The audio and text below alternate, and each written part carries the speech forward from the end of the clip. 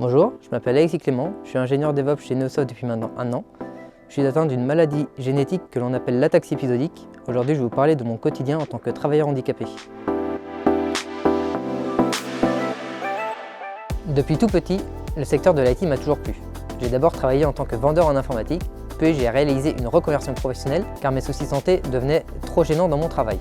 Je travaille actuellement pour un des plus grands acteurs télécoms en France sur des technologies et innovations DevOps. Au quotidien, les symptômes de ma maladie se traduisent par des migraines, des nausées et de la diplopie.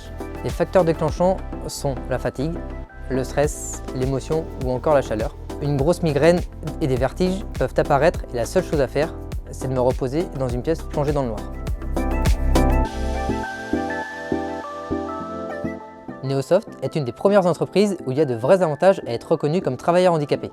J'ai eu beaucoup de mal avec le mot travailleur handicapé, mais aujourd'hui, je comprends les bénéfices que cette reconnaissance m'apporte au quotidien. Comme c'est un handicap invisible, il est parfois compliqué pour mes employeurs de comprendre ma maladie et ses répercussions sur mon quotidien.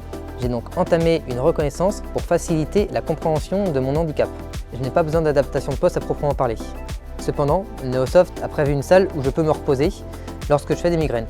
Mon manager est sensibilisé à mon handicap et si j'en ressens le besoin, je peux toujours en parler avec lui, ma RH ou la référente handicap groupe. J'ai de la chance d'être dans une équipe bienveillante.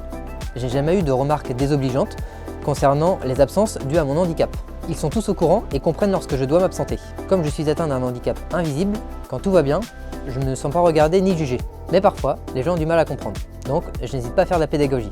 Alors, si vous aussi vous souffrez d'un handicap invisible, n'hésitez plus à vous faire reconnaître.